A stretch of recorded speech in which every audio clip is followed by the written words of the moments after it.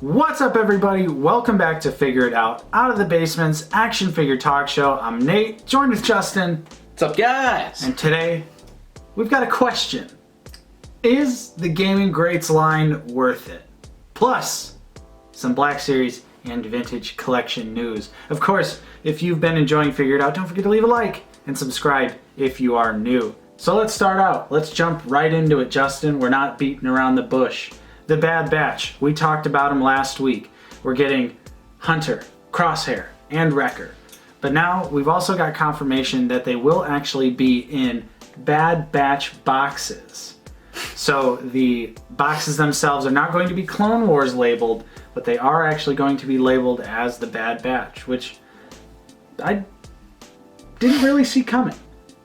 So okay. I'm excited to see what other figures outside of the Bad Batch will be included, and who we will possibly see reoccur in the show. Echo. Ooh.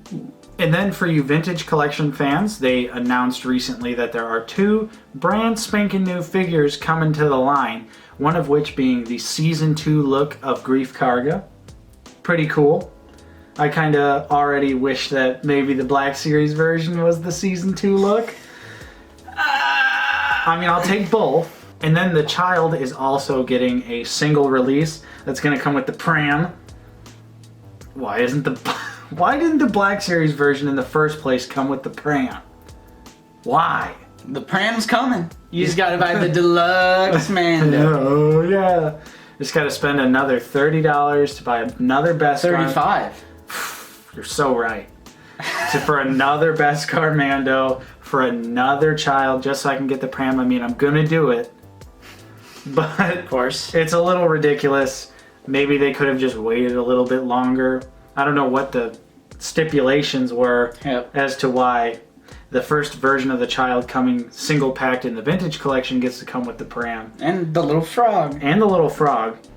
No gear shift knob, but that accessory is so tiny, even for the Black Series version. Yeah. I literally took it out of the package for the review and then I put it back. And that's where it has stayed because it's way too small. Absolutely.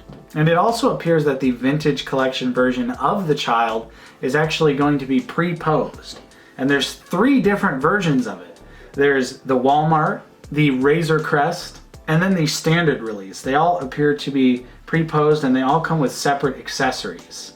Okay. Which I think the upcoming Target exclusive Mandalorian with child, that child is also pre-posed. It is a statue. It is not articulated like the single release. And a Mando Monday reveal, the Black Series carbonized Mandalorian is making a return. Oh, Hasbro, I was planning on putting my kids through college with that. So now I can't resell mine for over $100 and I'm pissed. Scalpers, stay mad. Us true collectors are absolutely okay with this figure getting a repress because that just means more collectors get to have their hands on it. Of course, it went live for pre-order on Target.com. Lasted a whole 5 minutes, maybe. Being generous with the 5 minutes. But hopefully finding it in store will be easier. True. Because it is a pretty cool figure. I do like it as a carbonized figure. I was going to say this is an easy pass, but if it wasn't for the elusivity of this figure and just it seems like a prize to achieve. But ultimately, it's not the regular look and it's not the Beskar. So I just see no reason to have it.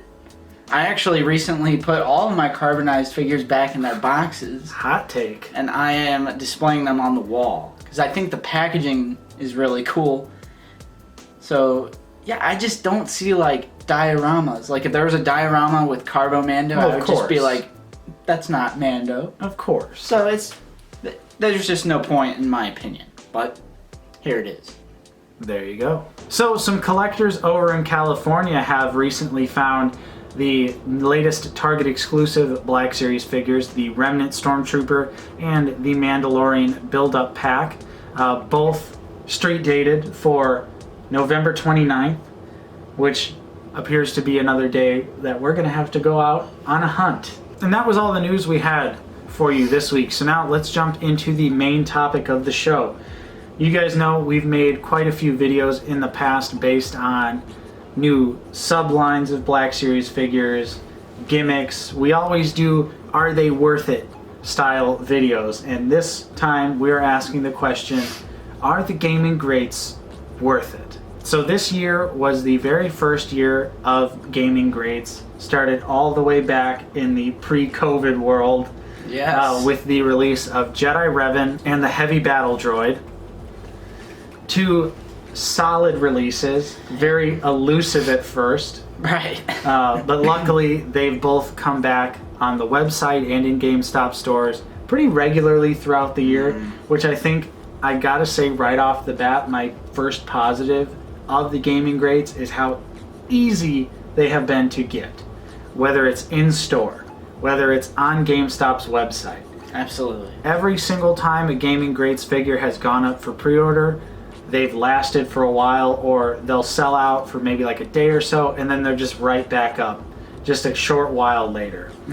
It took a couple months for Jedi Revan to come back into circulation, Right. but even right now, you could go to GameStop.com and pick him up for actually less than what he was on release. They are $5 above retail. True. They do offer different packaging for each figure, Yep. which I think is great, even though we're openers, but there have been some vibrant, juicy colors released. Like the Nihilus kind of looked like a classic red and black box. Yep. The Shadow Stormtrooper had like that turquoise, like aqua.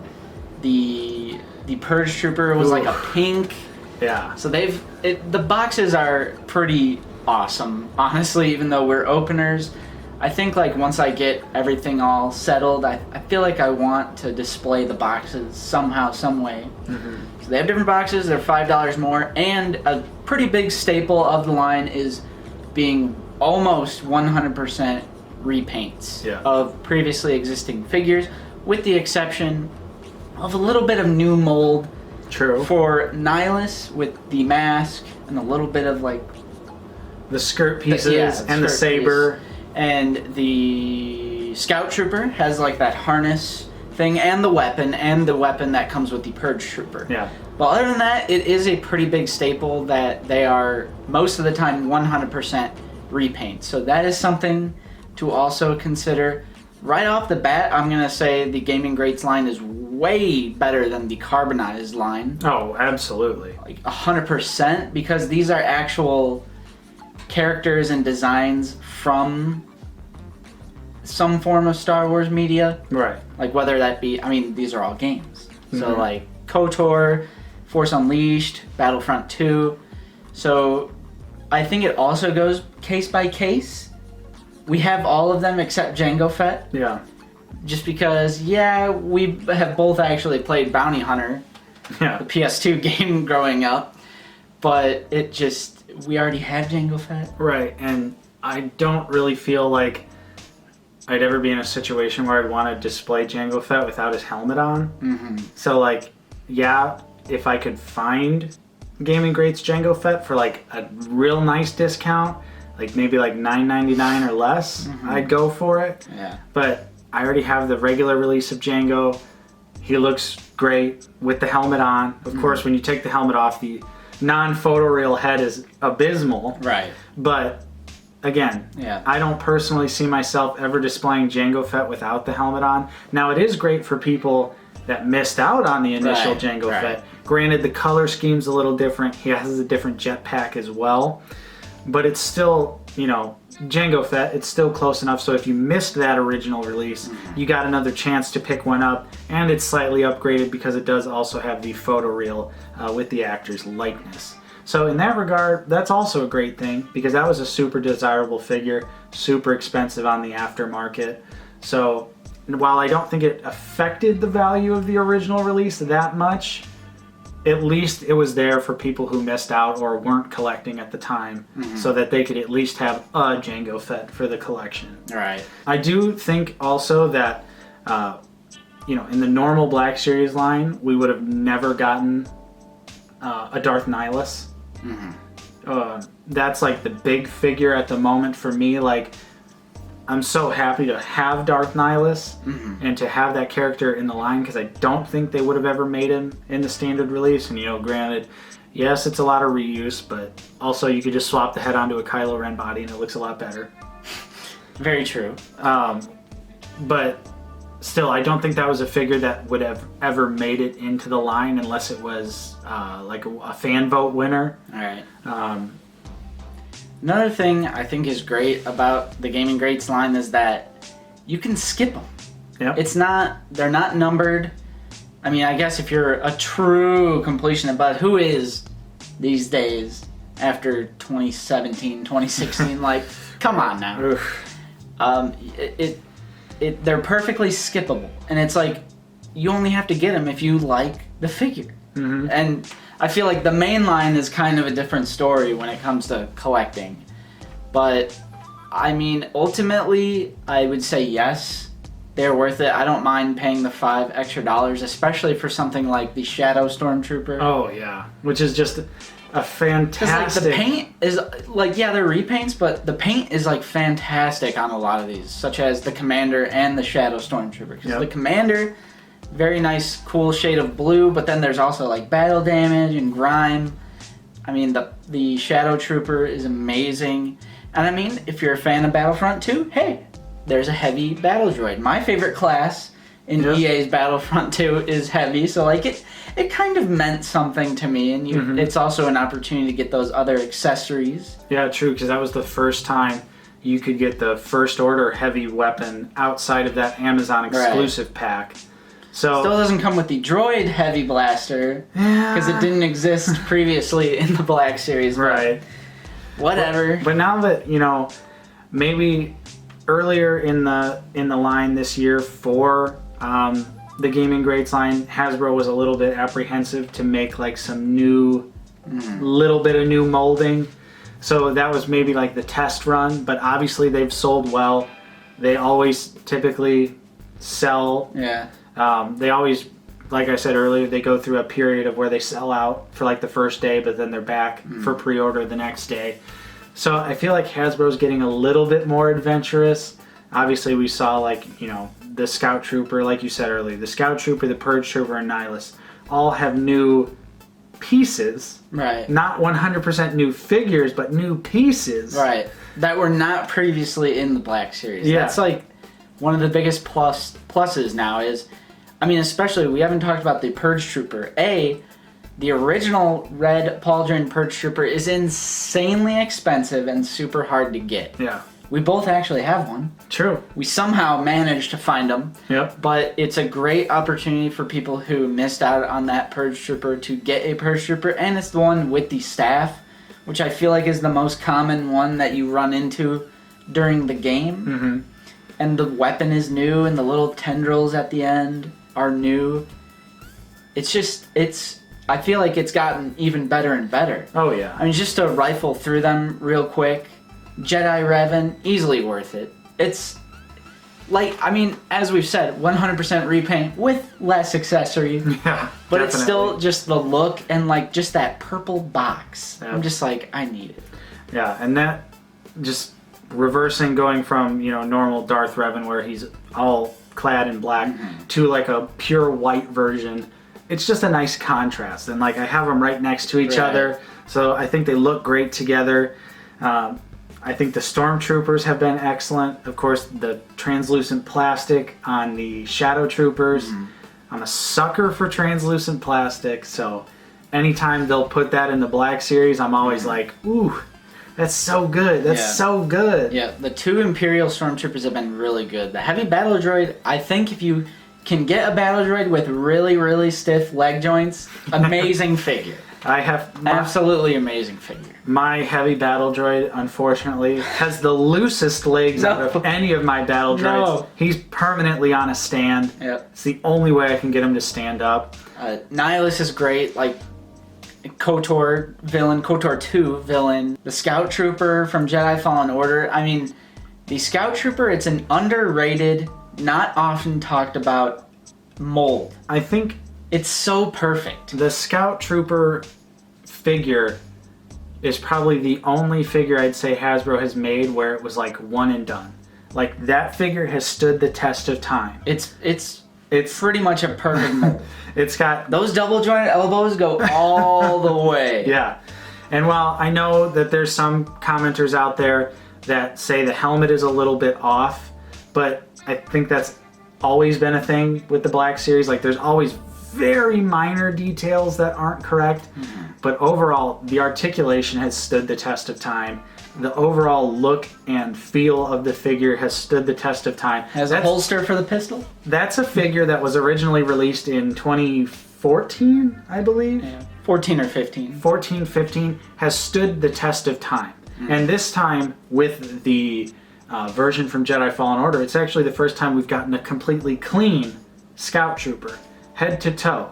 He's got no weathering on him at all, and has that awesome harness. Yep. And the new weapon, staff, electro staff. And the figure is agile enough to where you could actually pull off some of those really awesome dynamic poses that you see the Scout Troopers doing in Jedi Fallen Order, which I think is important.